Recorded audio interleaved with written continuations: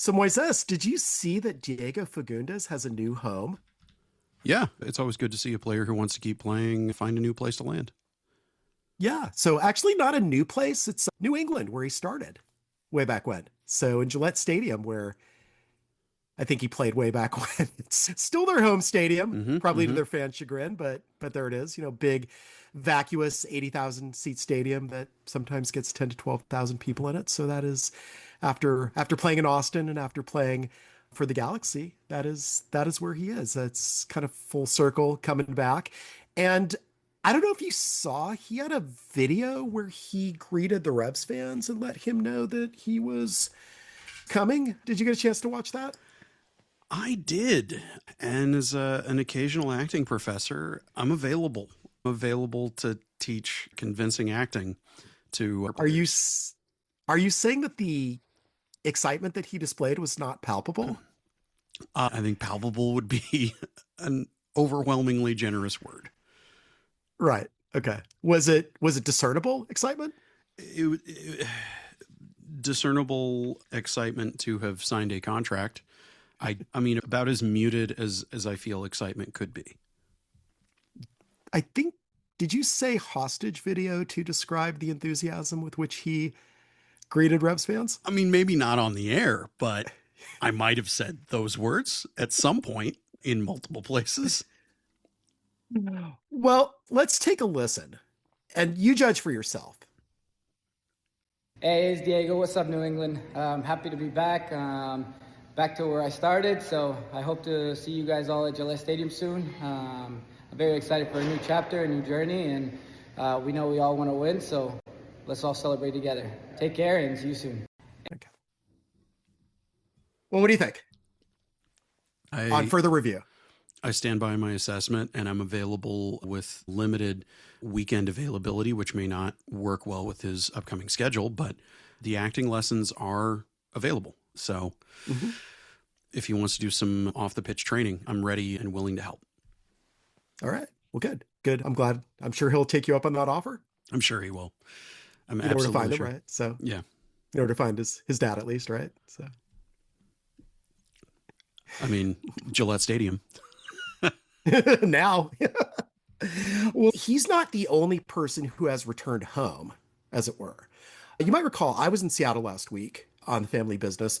I returned. So I took a flight, went through a TSA line at 3:30 in the morning, which was quite the experience. Not that many people in a TSA line at 3:30 in the morning. In fact, lots of TSA employees waiting to be called into action on the other side of that line. But they still managed to check out a candle that my mom had sent through to my daughter. So that was good on them to do that. So I returned home. So in the spirit of Diego Fagúndez returning to the Revs, I would like to greet everybody in Austin, the Emergency Podcast faithful, in the style of Diego Fagúndez. Whenever you're ready, in your own time. Any coaching advice for no. doing it like Diego? Just inhabit the moment you're in, the moment before, and work toward the moment to come. Take of that what you will. Hey, it's Phil. What's up, Austin? Happy to be back. Writing about a depleted Verde squad playing an overachieving RSL. So hope to see you guys. Maybe at the Brutorium. Very excited for a 1-1 draw if we're lucky. We know we all want to win without a ball progressor. So let's hope that Jorge Alistui gets in there at some point. Take care and see you soon. Wow. The energy match is amazing. Frankly, I'm kind of stunned here. It's a level of mimicry that you generally don't see outside of the finest French mime schools. So, well, thank you. Bravo. Well done, Philippe. Okay. So I'm either ready to do more Instagram videos or play for the Revs. Emergency podcast. They did a thing, so we gotta talk about it. Emergency podcast. It's an emergency. Emergency podcast. Shut up, hurry up, shut up, hurry up, shut up. Emergency podcast. It's an emergency.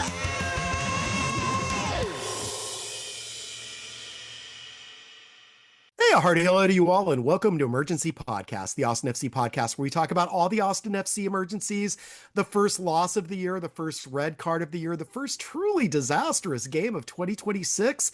I was watching it from Seattle. You were watching it from Hop Squad. Would have preferred to be where you were, Moisés. How are you? How was your week? And how are you processing that first loss? I mean, I'm amazed you sound so happy and joyful in the face of such adversity. But look, you've got to face the hardships with some version of joy to find a way forward.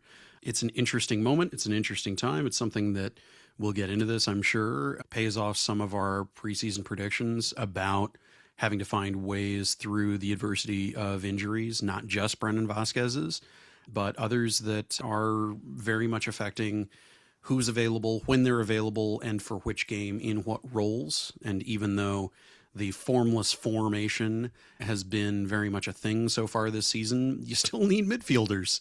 You still need guys to play in the midfield. One less of those we learned with the Danny Pereira injury. We feared that it was going to be about a month or maybe longer with the hamstring, and that is indeed exactly the news that got delivered to us on Thursday.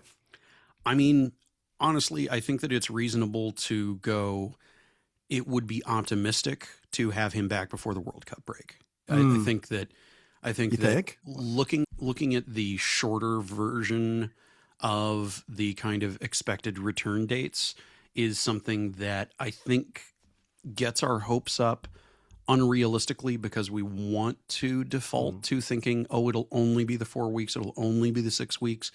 But I mean, we're almost exactly 2 months from the start of the World Cup break in the back third of May.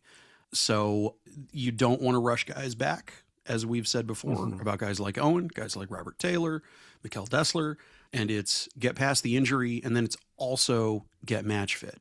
So it's how much of a break glass in case of emergency situation are they going to see themselves in those last few games of May?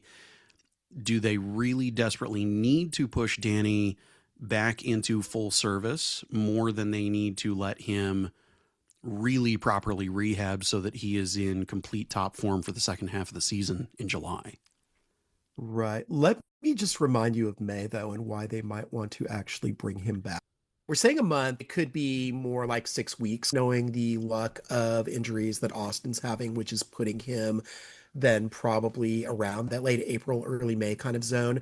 So on the 25th, Austin hosts the Dynamo, which would be a lovely game to have him back for if he is indeed fit and ready to do that. And then May looks like this. So hosting St. Louis on the 3rd, going to Minnesota on the 10th, going to San Diego on the 13th, hosting SKC on the 16th, and then going to St. Louis on the 23rd. And then that 2-month break kicks in. So that's 5 games in 3 weeks. Provided Austin wins their April Open Cup game, there will also be a midweek Open Cup match in there. Yep.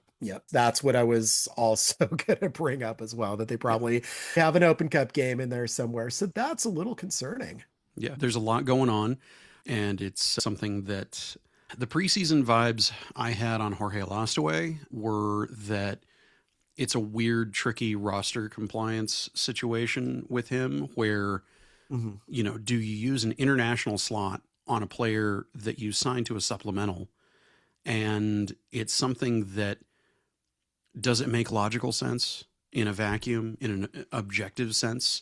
Does it seem kind of crazy? Maybe, but subjectively, looking at specifically the hill that Austin has to climb for this first half of the season, he's healthy, he's young, he runs like a bat out of hell. Like he is not super injury prone, and we saw that he came back from injury with the second team last year and rehabbed it well and has been in great fighting form ever since.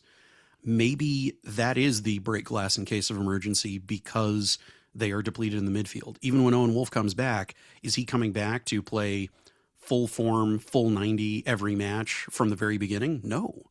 And there are only so many holes that Irvin Torres can plug as well. That's the big thing that I think gives some reason for there to be a reasonable path to signing him to a supplemental is they may just need to. Does it make all the sense in the world? Does it mean that that's going to long-term make sense? No. And on a supplemental contract, he's not even going to qualify for a green card, taking the international slot issue away. So it could be that the hope that Jaden Nelson's international slot was going to revert was something that they were banking on because they very well may have needed to do this, not even in the second half of the season, but in the first half of the season. Of course, though, you don't have to sign a player to a supplemental until you use 4 short-term call-ups. And that is exactly what has happened. One of those 4 short-term call-ups has happened. Alice Dewey will be on the bench, presumably, for the match against RSL tomorrow, or today as you were listening to this. And to throw in there are 4 short-term call-ups, 4 days apiece. And within those 4, they can only actually hit the field twice. So right. Exactly. That's something that just because you see him called up doesn't necessarily guarantee that he's going to play. They're not going to play him unless they really absolutely have to, because they only get to play him 2 times. So it really is the sort of, is he exactly the, back to a couple games ago, is he going to be the Christian Ramirez effect for materially changing a game state? Is it going to be worth using one of those 2 play on the field opportunities that you get within those 4 call-ups?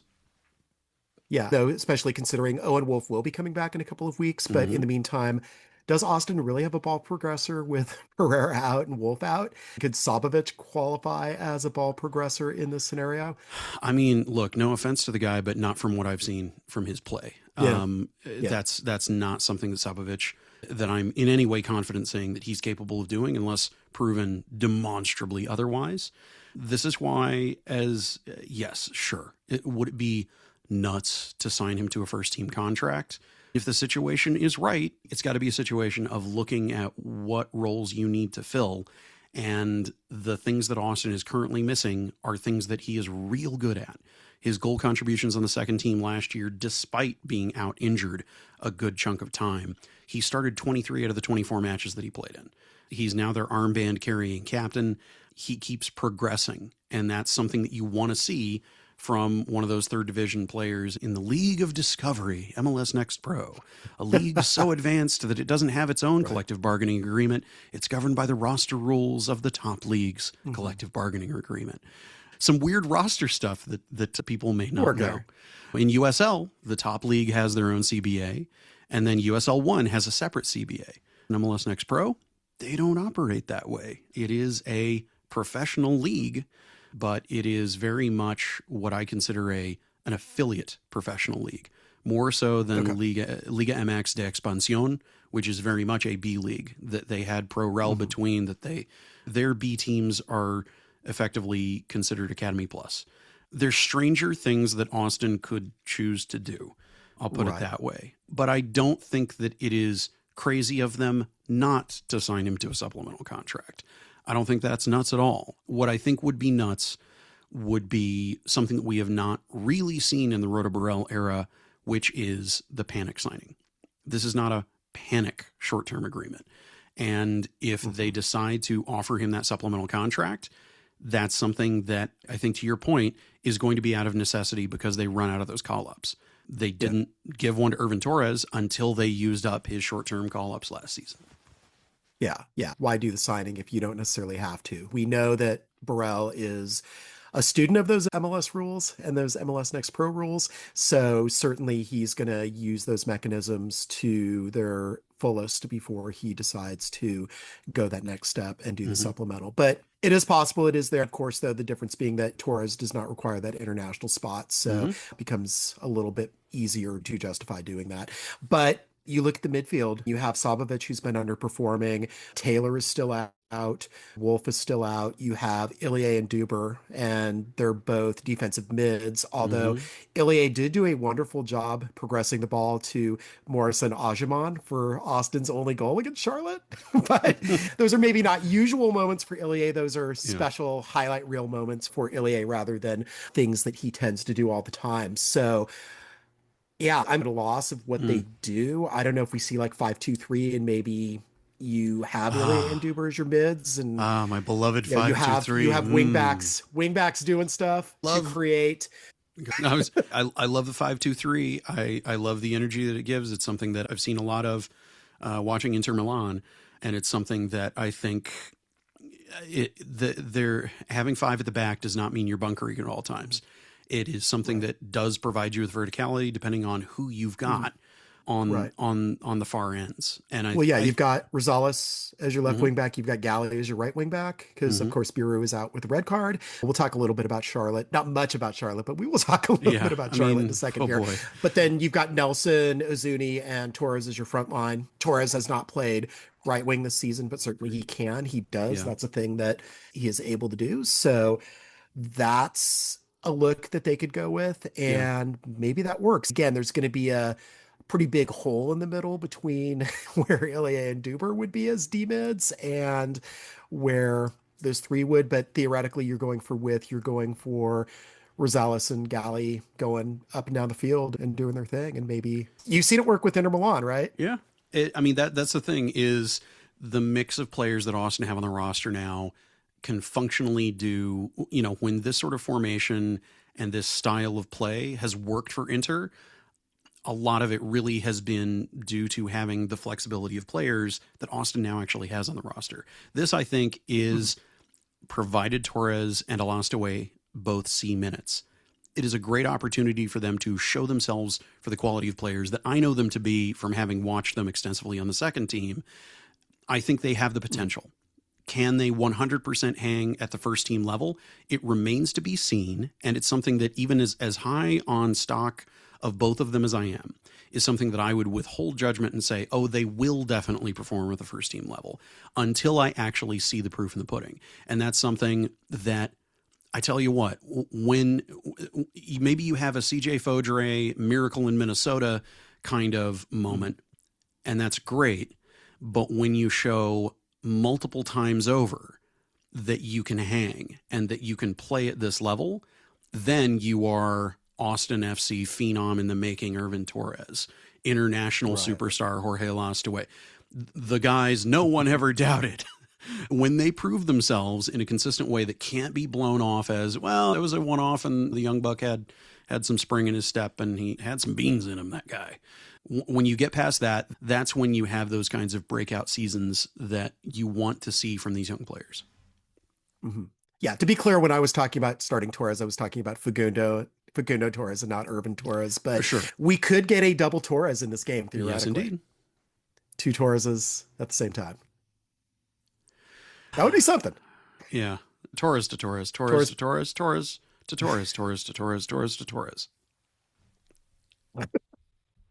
All right. So I do want to talk a little bit more about RSL and what they're facing, but since we brought up Charlotte, I guess we got to bring up the inconsistency of the red card for Biru versus the yellow card for Liel Abada, which I got some answers from thanks to my role as pool reporter for Austin FC and contacting the Charlotte pool reporter and saying, hey, I got some questions to forward to Pro. Could you please do that for me? And Brian Marr, who we exchanged 3 questions with that day before, was nice enough to do.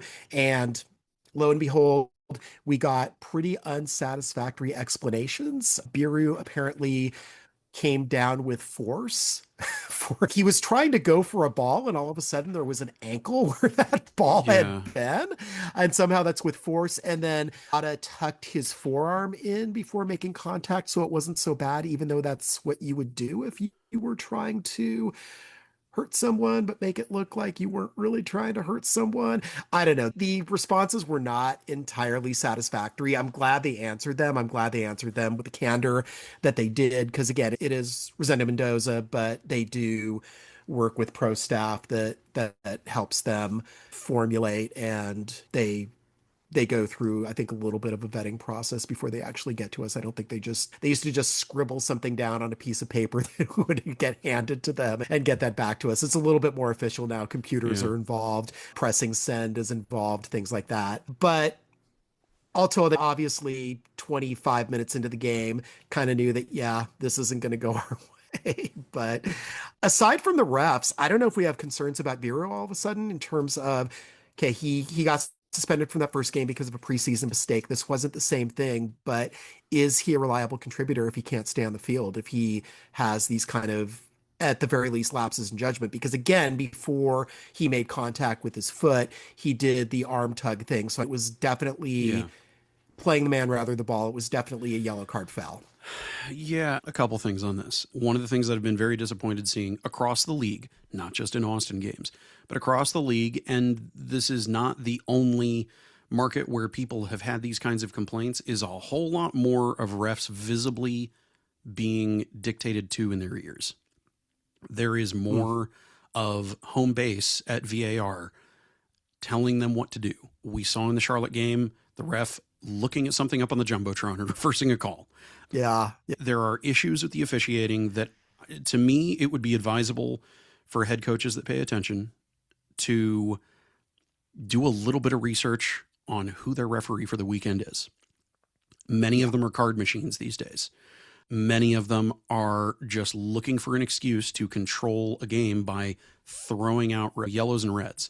Rosendo Mendoza doesn't have the best of reputation among Austin FC fans because he will just do something to prove a point. Not because it's the best call, not because it's the most disciplined call, but his means of controlling a match is going, I don't like that guy.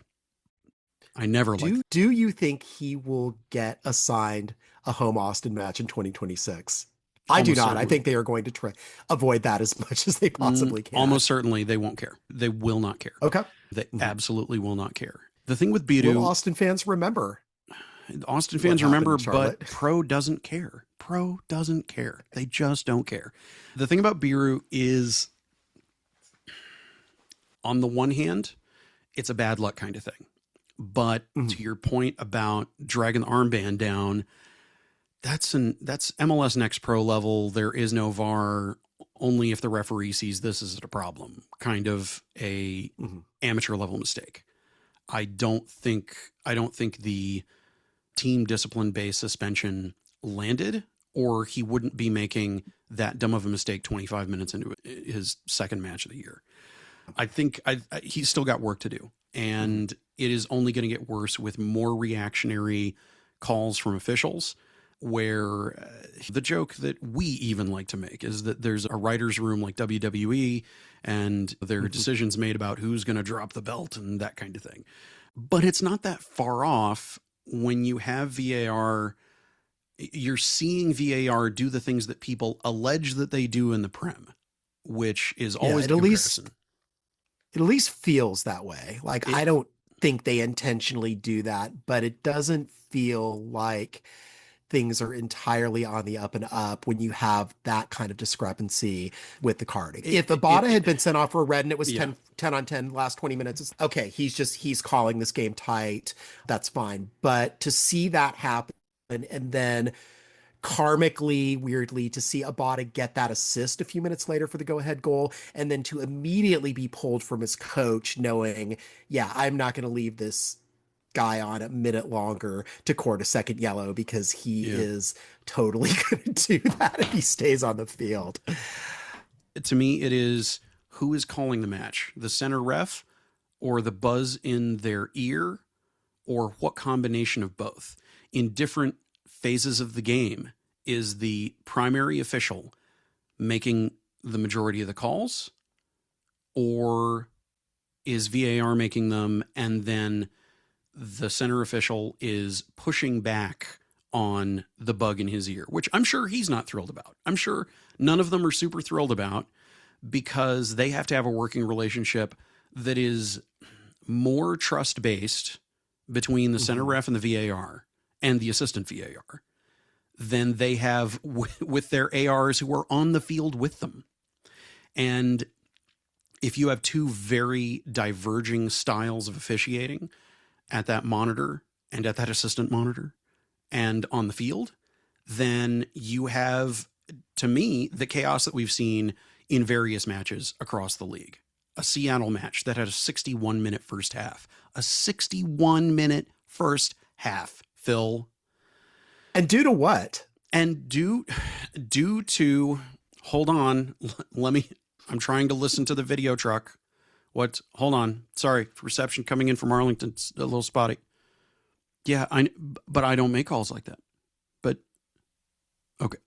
I know that you make calls like that, but I'm the one I am the one who knocks. I am the one who knocks. No, I am the one who, okay.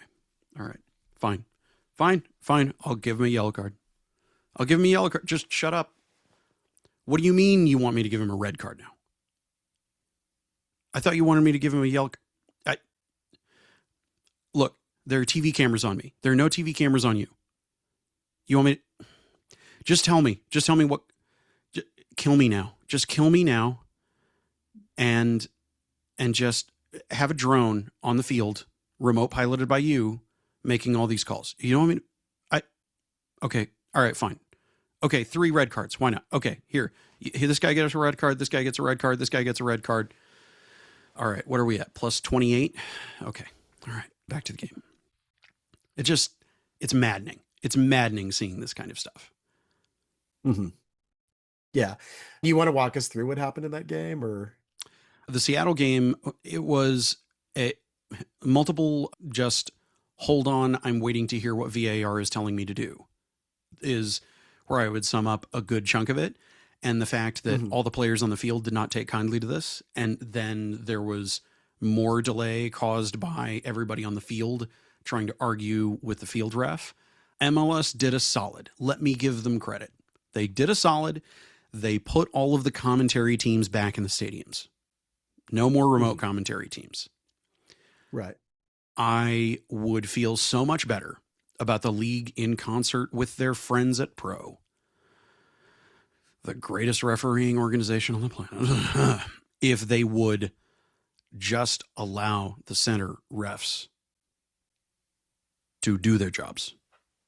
If they want VAR to make the majority of decisions, then they will continue to have 61-minute halves, and fan bases on both sides of things absolutely enraged that anybody's attending these matches in person. Why show up in person if none of the decisions that matter are happening in the building? Mm-hmm. Right. You had a sub at 45 plus 14 in that game. Yeah.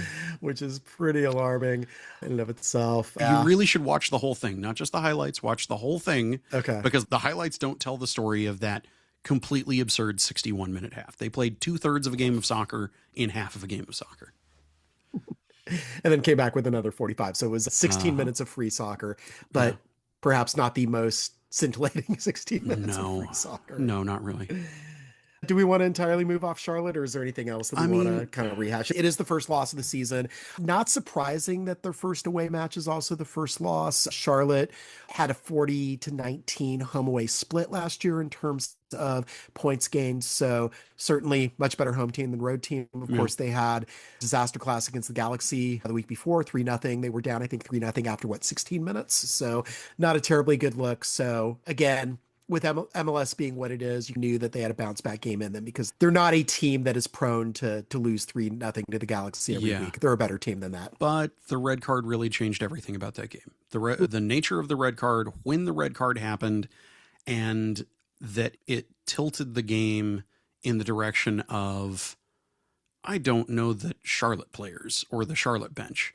When you had both coaches not just shouting at each other, but shouting at the fourth official, shouting at the center ref, there were issues on all sides of things. And sometimes one red card really does make that much of a difference. And I think there is something to be said for the resiliency of Austin not going down as hard as they could have or as quickly as they could have, because things didn't look like absolute doomsday. And the forced changes in tactics that had to be made and choices in subs and all that kind of stuff, there had to be thought given to, let's figure out how to win this game the best we can, and at the same time not kneecap ourselves for RSL. And I think there were a lot of pragmatic decisions made in the face of, I wish I could stop saying that I keep finding new high water marks for complete chaotic asshattery in MLS officiating, but here we are.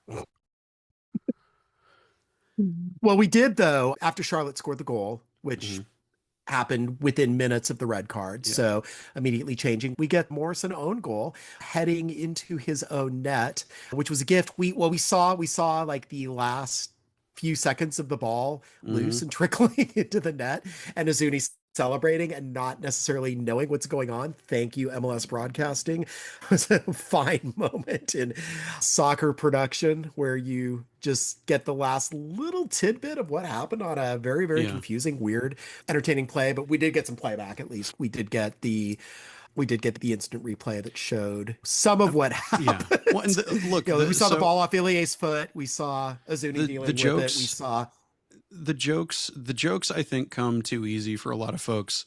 To me, comedy takes some effort, and people like to make jokes about, oh, Azuni didn't even touch it. If Azuni hadn't been there, that goal wouldn't have happened. I don't think that Aguiman was necessarily going to result in heading it into his own goal if he wasn't under threat like that. And I think it is something that he does definitely deserve credit for, being in the right place at the right time, posing the right kind of threat. That's how those own goals happen, is when you force the opponent into doing something dumb. It's just delightful to see him celebrate as fervently as he did. Look, some people think it's ungentlemanly to celebrate your opponent own goaling, but when you pull one over on a young guy like that, you know what? Go on with your bad self, Mirto. Good for you. Have fun. When you crown yourself for bouncing a ball off your belly that John Gallagher 95% got into the net. We're sure going to celebrate an own goal in that way. Hey, get the goals in. Celebrate them however you want. He is the best. People can consider goal celebrations as an art form, a piece of high entertainment of them in and of themselves. And Azuni is the Picasso of goal celebrations. Why not? Sure. Let's do it. Yeah. Sounds good. El Greco, Da Vinci. Let's just pick one of the great masters. Like Picasso. Let's do that. I was almost going to make him a pre-Raphaelite and name him the John Everett Millay. No. He's a cubist. He's a deeply romantic painter of goals. That's Mirto Azuni to me.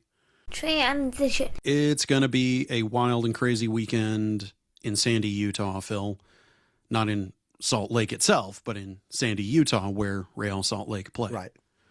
And I've walked to that stadium from a chain hotel before in my striker days. So I can tell you that is definitely not in Salt Lake. Salt Lake actually, I think, is kind of an underrated city. It's pretty neat. I mean, it's like Albuquerque with more white people.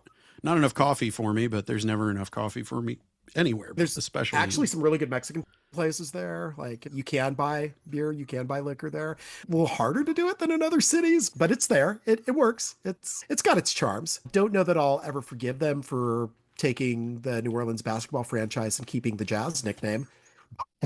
Yeah, but which should ever forgive them for that.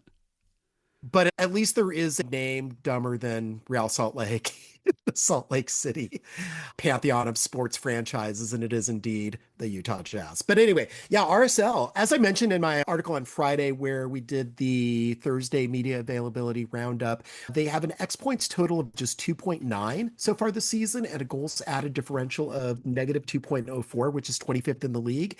And yet they are 7th in the West, and they have 6 points rather than 2.9. So doubling what they should be doing based on their performances. They got a win against the Sounders. They got a win against hapless Atlanta. That is now officially part of their title. They're not just Atlanta United. They are hapless Atlanta United until they win a game. They have lost all 3 so far. They have some sprightly young players who are doing really well. We're going to look at that a little bit more. If you go to Verde All Day, you'll see that I traded some questions with Matt Montgomery from Wasatch Soccer Sentinel. He talks about those new players, those young players, Xavier Gozo in particular, really impressing. They still have not seen Diego Luna on the field this year. He has been dealing with a knee injury. He may be back for this one, at least in some capacity, so that's not good. Also, I did relay to him that certain numbers of Austin fans thought that Diego Luna was pryable away from Salt Lake, and he just kind of laughed at that effectively. If he's going to go anywhere, he's going to go to Europe. There's no way that he would leave RSL if he's leaving the league, unless, of course, if it was Miami dropping a big pile of money or something like that. He didn't say that. That's just my speculation. Any thoughts heading into this one? To me, this feels, like I said in the opening, depleted lineup, RSL overachieving. On one hand, this could be a RSL comes back to earth a little bit, and Austin gets lucky and does some set piece things because Austin has shown themselves to be pretty capable on set piece things, or the injuries are just too much and the altitude is just too much, and RSL gets themselves a win. Or it's a draw, because why not? I think it's an interesting high altitude opportunity to show up and show big, and then come home traveling kings of the road, having conquered RSL, to play LAFC at home and hope that Sonny's having a bad weekend, because boy, is that guy on one. Never the optimist, you. Okay. Who knows? It's subjective as to what I'm being optimistic about any moment of the day. Mm-hmm. I think there are opportunities there for both sides. I think for RSL, it's to continue a momentum move. And for Austin, it's show them who you are, show them what you're capable of. Without a true central midfielder that can progress the ball. That's what they called a lost away for. Honestly, here's the thing, man. Yeah. I'm going to say it. They called him up. I'm almost certain they play him this weekend. I'm almost certain that they play a lost away. Okay. Because I feel like they're going to need to play him and Irvin Torres. Whether one of them starts, who friggin' knows? Okay. But based on the form that Sabovic has been showing, bench him. Start one of the second team guys over him. Okay. Interesting call. Okay. We'll see if that happens. Yeah. I'm not necessarily optimistic about this one, but I do think we thought that Charlotte might be a good gettable away match. That did not work out because of the red card. Again, after this, it's LAFC at home and then it's Miami away. Like, if you lose this game to RSL, you're looking at potentially a 4-game losing streak right at the very start of the season, which would not bode well, would put them one of those outside is a of the draw. playoff places, certainly. One of those is a draw. Okay. No, I'm saying lost to Charlotte, lost to RSL, lost to LFC, lost to Miami, right. Projecting forward. Yeah. So they do have a draw in there. No, they would be at that point, they would be 1-4-1 if we use the win-loss draw American style. Yeah. So I'm not saying that that's what's going to happen. Again, I feel there's a result in here for Austin just because of the way that MLS works. But looking at what I've christened the frail four and Dessler shifting off of that, he is no longer on the injury report, but Pereira is taking his place. Having 4 arguable starters out of your starting 11, it's worrisome because we haven't really seen this team, especially with Owen Wolff and the sports hernia surgery. We haven't seen this team cohesively, what they can fully be in preseason, and we're not seeing it at the start of the season either. And we're going to get Wolff back at about the time that Pereira is still theoretically going to be recovering. So I don't know that we see really this team being complete and full until after the World Cup break. In terms of top options, yeah, I agree with you that we're probably not going to see them at proper full force until the other side of the World Cup break. But I was expecting that. That's not different in terms of what my expectations were. And again, that's what went into me saying in preseason that they needed a lost away's legs because they just don't have the depth in the midfield that they would need otherwise. I'll let you be the prophet of doom, and I will take up the mantle of the prophet of hope. I think RSL is a good opportunity for them to push back on the idea of it being a early season slide.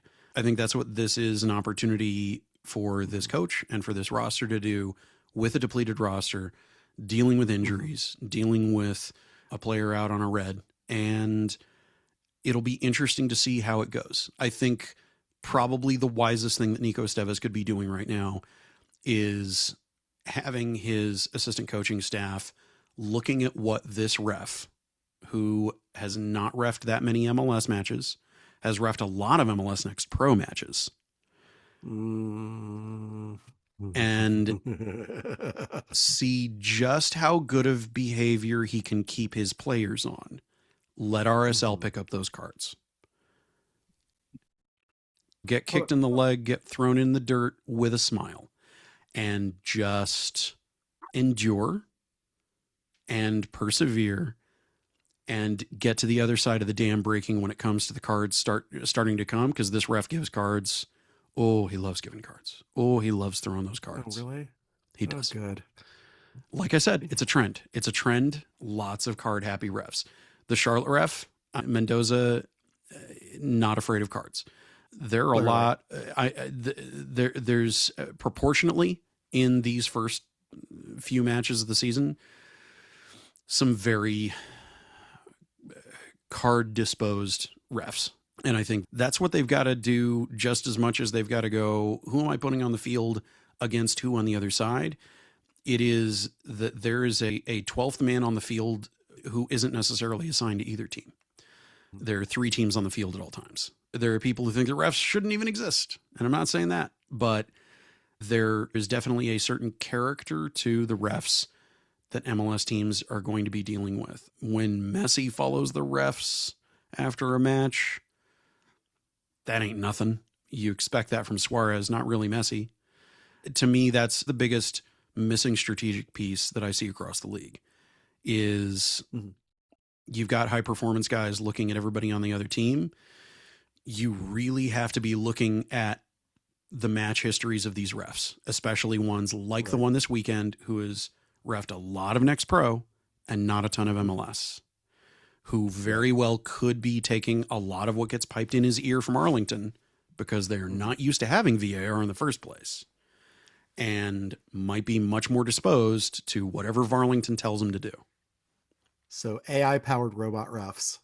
That is the future. They're meat robot refs. Let's call them what they are. Show some respect, Phil. No, I'm saying, do we replace humans with robotic refs? Oh, semi-automated goal line technology would be great. Or just full-on automated goal line technology. I'll take that. I'll take that artificial intelligence. That's an infrared laser. Mm-hmm. Which you saw some at the All-Star game. You saw some. Yeah. There's a lot of technology. Of what could be. Yeah. All MLS has to do is pay for the damn thing. Yeah. And it's better. But as refs aside, because I think we've bagged on the refs enough here. Anything else about this matchup that? I mean, that's anything else that jumps out at you? That's really it. I think it's a great opportunity for guys called up who are second team players that will feature in this match, will have an opportunity to shine. And it's about keeping their heads and playing like they're in MLS, not in Next Pro, and letting the ref glue onto what the other team's doing. Yeah, because RSL has some success with young players this year so far. So they do. Why not Austin as well? Why not? All right. So speaking of trying to find narratives in all things, I went ahead just for fun on the plane on the way back from Seattle, decided to look 3 weeks into the season to see if there are indeed emerging narratives now that we're essentially one chapter into a 12-chapter book that is this 2026 season, and came up with some things. And article is there for you on Verde All Day, but just wanted to run through the list real quick in terms of I looked at protagonist, antagonist, setting, and the plot is still to be determined. So I wanted you to weigh in as let's call this like a book club, as it were, right? So we're reading the 2026 Austin FC book, and we're at our book club circle and we have our various drinks and we're sitting around a living room, and I start by saying, I really think the protagonist that is emerging in this story is Facundo Torres, even though he only has 1 goal contribution in close to 270 minutes. That came 8 minutes into the first game, so that looked real good. But what has happened since has been a little bit worrisome, even though definitely showing some signs that he's got a lot of goals and assists in him. I think, as I swirl my Pinot Grigio, that you're right on with the Facundo Torres shout. And here's how I would back it up. Honestly, dovetailing directly from what I was just saying about the RSL game, is that this is an opportunity for people to show up and show big.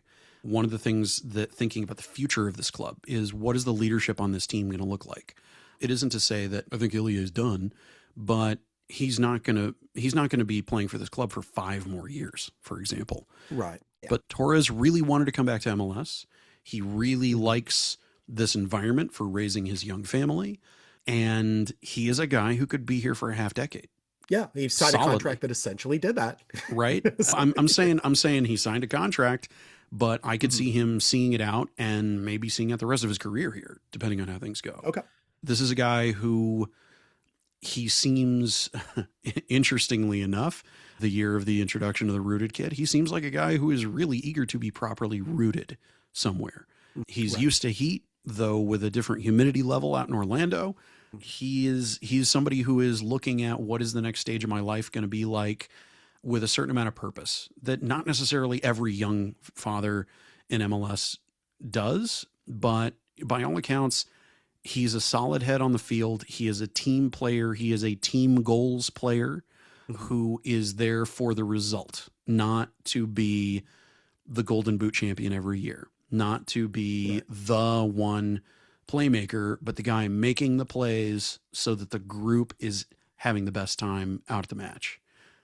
Yeah, but not afraid to get involved and get touches. Not at all. Not at all. And I think that to me is, in looking at the narrative of the season, his is the biggest opportunity that he must go for. He must take this opportunity to establish himself as a solid leader on this squad who understands more English than he might let on, like some Spanish-speaking players that we've had in the past.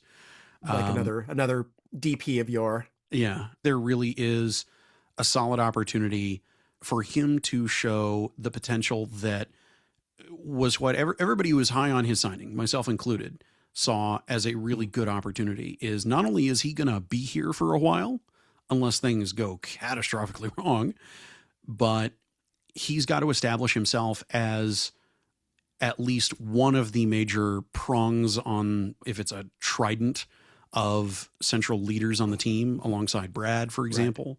That's what he's got to do in this match. This is the time to prevent the doomsaying Phil West slide. Fight back against the dying of the light willed by the prophet Phil West, the false prophet, if you will. Because the 2-game losing streak becomes a 4-game losing streak. Am I right? Hey, it can, and we've seen it happen. Okay, so antagonist. Unless anything else to say on Fagúndez protagonist. Yeah, he is. It's also kind of Nico's journey. Yeah, there is what is the second season of Nico's tenure? What does it mean? What does it signal? Are the doubters right? Does Nico Estévez really hate goals? Does he hate having an attacking friendly team? Or is it that he has not had it? The thing that frustrates me about a certain sort of criticism of Nico, which again, I'm waiting for the check, and I'm sure that the check would clear if he would just put it in the mail, since apparently I'm president of his fan club. The criticisms of his tenure at Dallas, when I think the same critical voices would be looking at the way that the sporting operation operates, something akin to a puppy mill with that club. It is about dealing players. It is there are sporting decisions that get made that, when it seemed like his tactics were working, suddenly blew up all of those tactics and made it so that he had to recenter everything about around Petar Musa. Which, no offense to Petar Musa, great player, but it really did disrupt the flow of how everything was going to work, as well as the hierarchy of that locker room.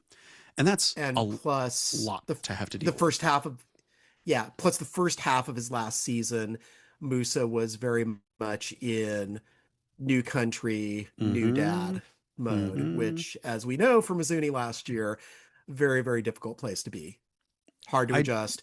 Musa had a really difficult first half of the season. Estévez left. Musa caught fire. Some people saw those things as corollaries, right? So not just necessarily coincidental, but saw once Musa was released from the shackles of Nico, he was able to score goals wantonly. I don't think that that's necessarily the case. No. And I think it really comes down to, there is a different kind of synchronicity between Austin's sporting operation and this coach than ever existed for Nico at Dallas.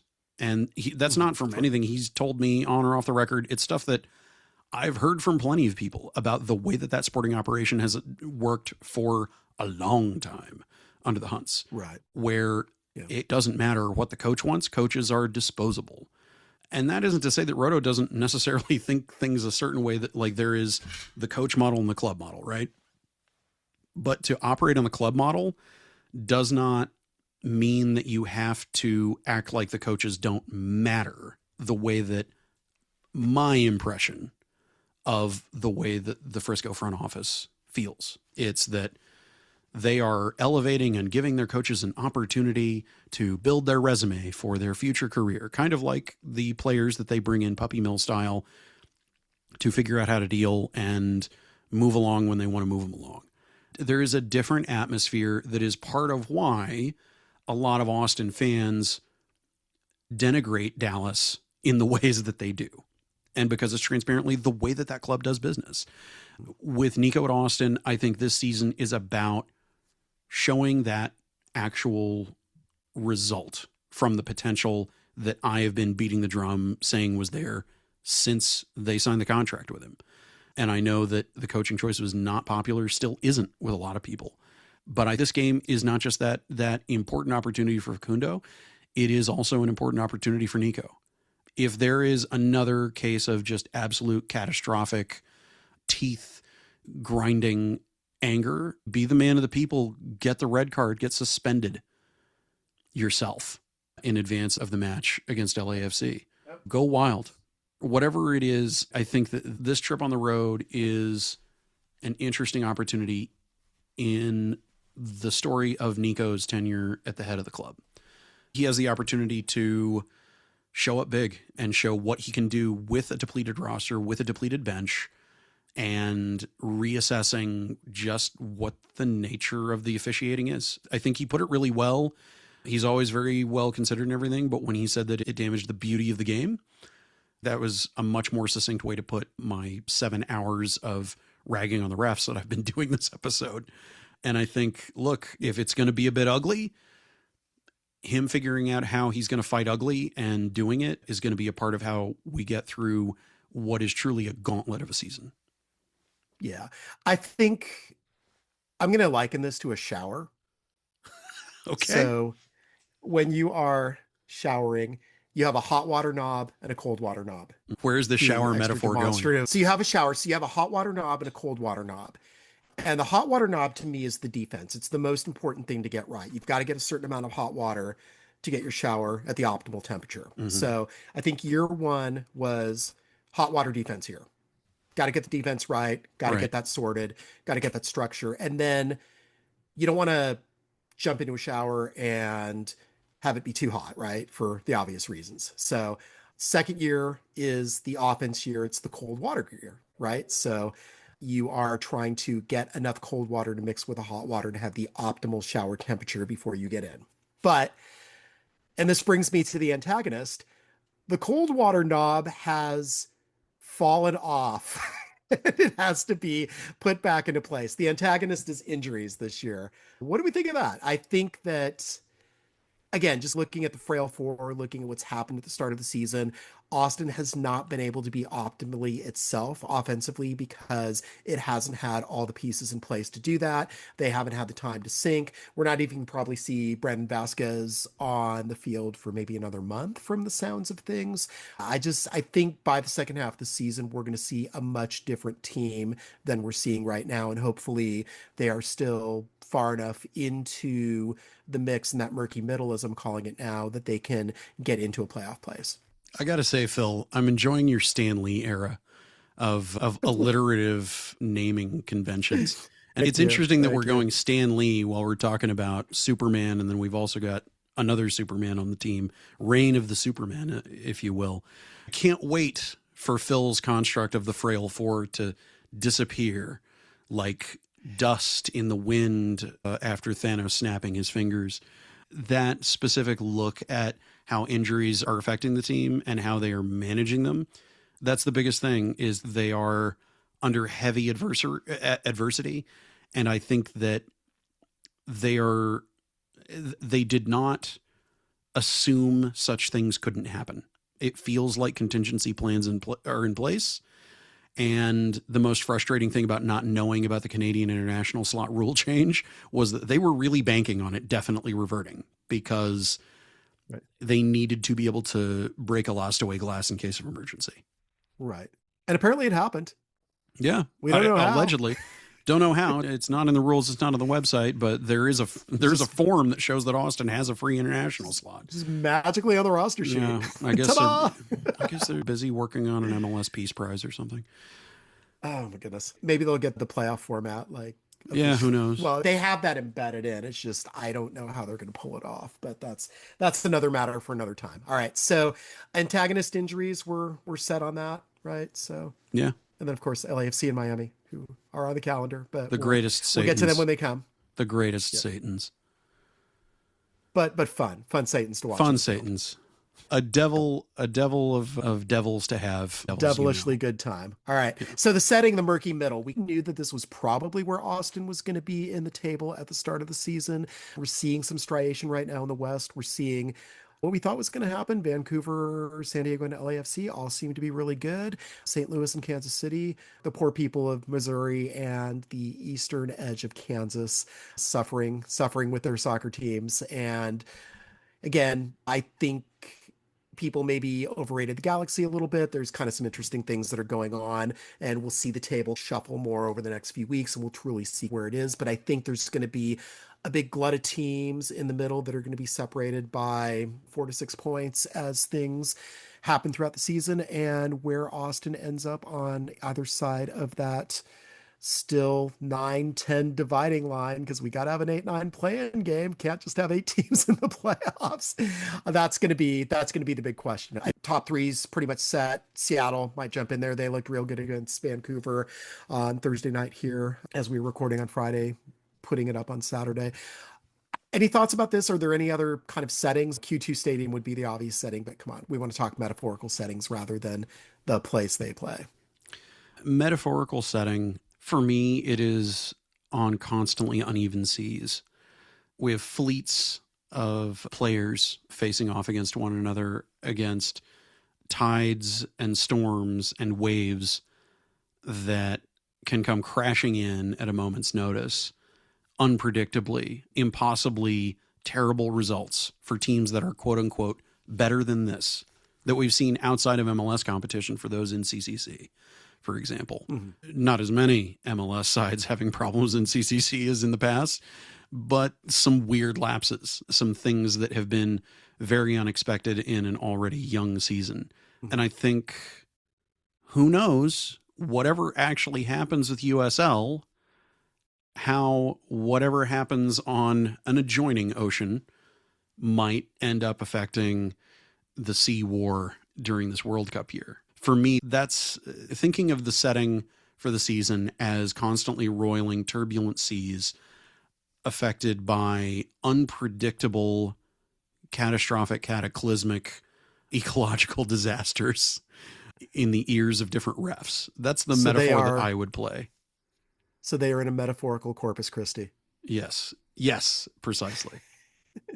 Seas as in SEAS and seas as in Corpus Christi. There you go. Yeah. Whatever the Gulf of Mexico is going to dish out. And that is the correct name of that body of water. Good point. Yes, it is.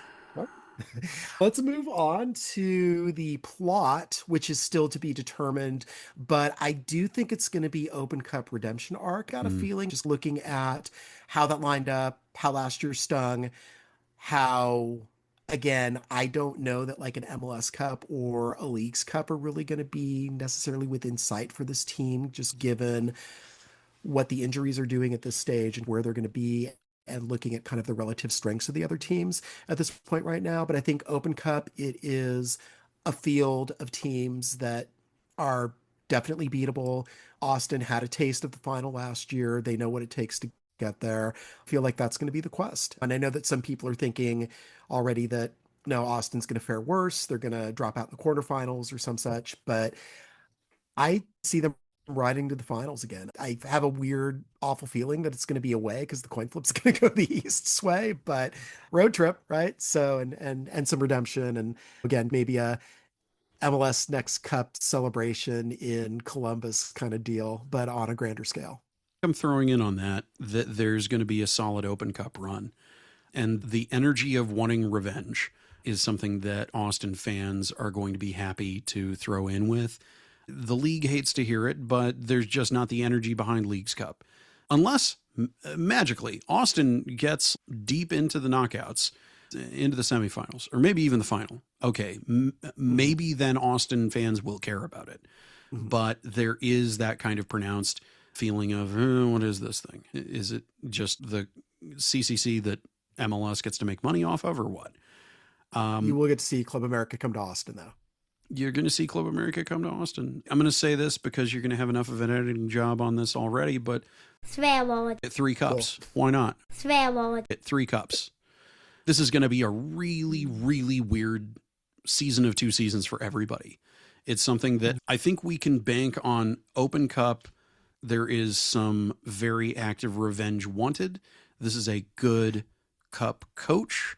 We've got a more solid Cup keeper in Damian Loss. Let's just hope that he works a bit on defending against set pieces, which is something that was a notable issue of his at Louisville. Right. Let's see how he does in April. Let's see how things go.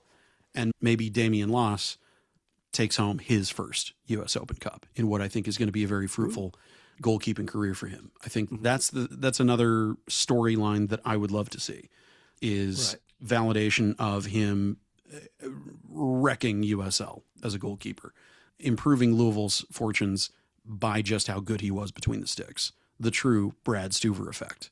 I don't know. I do wonder if the Open Cup run goes deep enough, do they activate Brad instead? It only took 1 game, but Damian Loss, I think, is going to fare a little bit. Damian Loss is a radically better goalkeeper than Stephen Cleveland. No offense to Steph. Ooh, okay. All right. But that's just me. All right. So I love that I, as the pessimist of the show, have basically said that Austin could win 1 cup, and you come with, yeah, they're winning 3. Why not? Why not? I'll say this, like reality. Leagues Cup is a World Cup break and 6 months from now, before any of it actually happens. We don't know what the Austin squad that is coming back after the World Cup break in July is going to look like. Not just the guys that are here, but who is going to be here that isn't here yet, that magically comes available. I got a hot take. Hit it. Mexican team is winning a Leagues Cup, finally. That would be interesting. It would be more interesting than the way that it's gone so far. They apparently get some games in Mexico this year. So yeah, a small handful that we know of. We'll see how that continues through the knockouts. Tigres beating LAFC. Boy, is FCC going to have a bad time in Tigres' house. Yeah. That's going to be a rough match.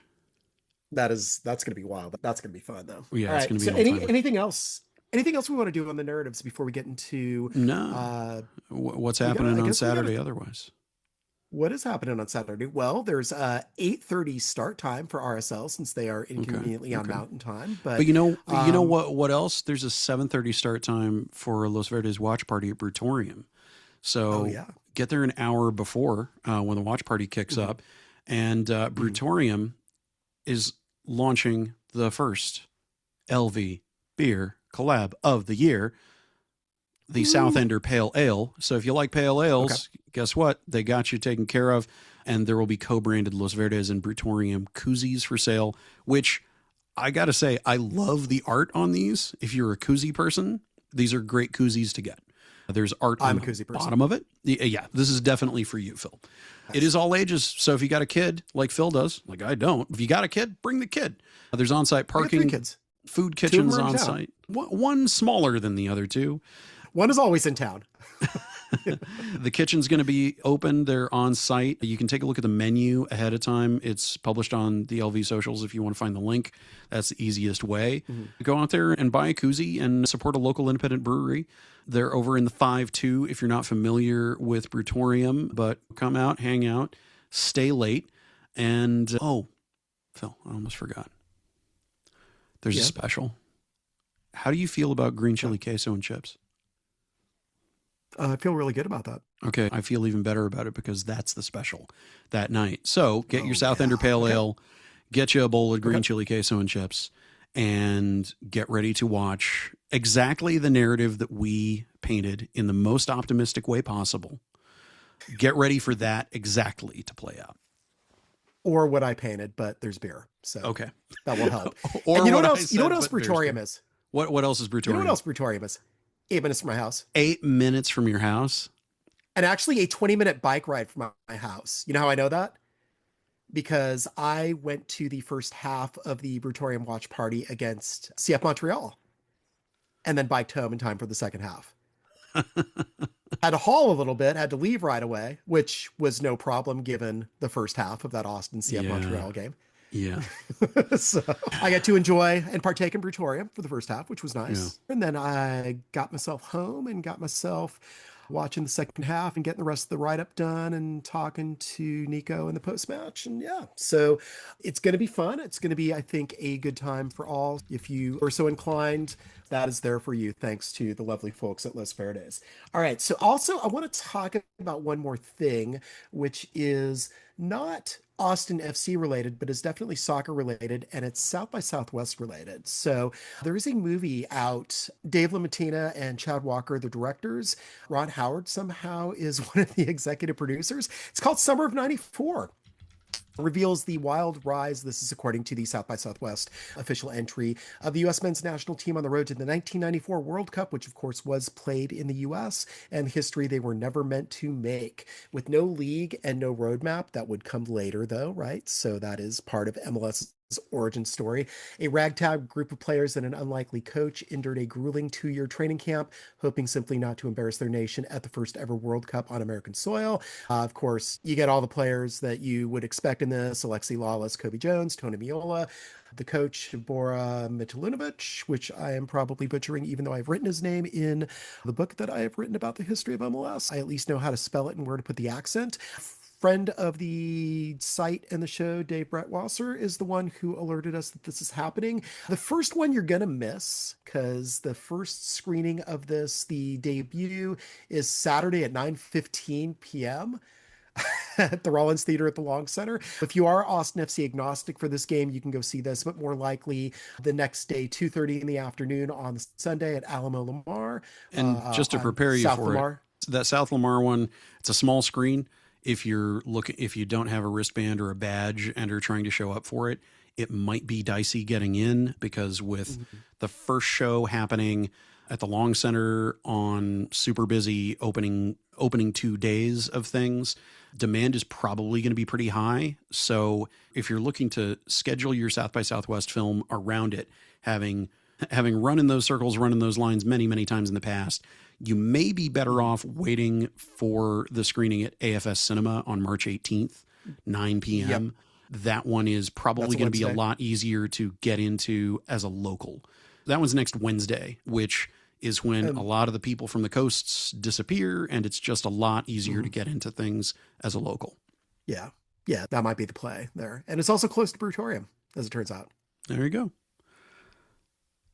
And Easy Tiger. And everything at the link. Yeah. So I got to see the AFS Cinema after or at least I rolled up next to it after the previous home match, because my plan was to train and bike home after my wife and daughter came up with me, had the bike on the car. And so they were going to, when they needed to leave, take the car, and I was going to train and bike home. And what happened is, as soon as I took the bike off the rack, noticed the tire was flat. And figured, okay, I can pump this up. I can still train and bike home, but that did not happen. So what I did is I pushed the bike over to the bike valet, took it from the bike valet, tried to pump it up. Some nice people on the train have portable hand pump thing, and they tried to pump it up as well. It did not work. So I got off at the Highland station and I walked my bike to Vivo and had a margarita, had my wife come pick me up. That was my post-match routine after doing all the press stuff. So that's not necessarily the way I recommend it, but if you know that part of the city, AFS Cinemas there is the upshot, and that'd be a good place to see it. So also saw the Fugazi documentary there a couple of years ago, and I've been listening to a lot of Fugazi lately because there is a new Fugazi Albini Sessions release that is for a good cause that you can get on Bandcamp. And if you are at all inclined towards Fugazi, I definitely recommend it, because you can hear things in those songs recordings that you can't hear on the original album, The Killtaker, which is the best of all Fugazi albums. I just recommend AFS Cinema is a great place to see a movie. I've seen many, many movies there. And if seeing it at South by Southwest is just not in the cards for you. The movie has distribution. It's been picked up by Fox, and Fox will be broadcasting it on Fox proper on May 23rd. So right in time for the World Cup break beginning and the first half of Austin FC's season ending. It's the night of the away match in the afternoon against St. Louis City. So St. Louis City in the afternoon, and then that evening, you can watch the documentary. Okay. Yeah. So if you don't want to be in a room full of people watching that documentary, you can watch it in the solitude of your own living room, I suppose. All right. We have had a sick child coughing in the background. We've had dogs. We've had workers in my house. We've had my wife walking in the middle of the show. It's been a show. Anything else that we need to wrap up before we put this into my editing lab? Not really. Speaking of movies, just a couple of completely off-topic things. Go see Pixar's Hoppers. If you like Pixar movies and seeing them theatrically, it's solid. It's very family-friendly with a very good ecologically minded narrative to it and hilarious references to Avatar, which, by the way, it is nothing like, according to Kathy Najimy's character.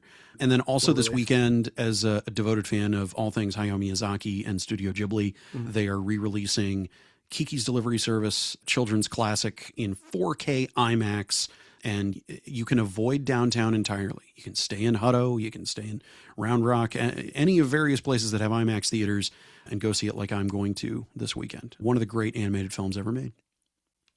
Nice. All right. It's a whole bunch of random to close out the show. We may see you at Brutorium. And we will, of course, be back next week talking about the win, draw, or loss, depending on which side of the optimism, pessimism spectrum this lands on. And then, of course, we will be previewing the match against LAFC. Sounds good. Which we will most certainly win, draw, or lose. One of the above. This is the best thing I've heard in the history of the 8 years I've been on this planet.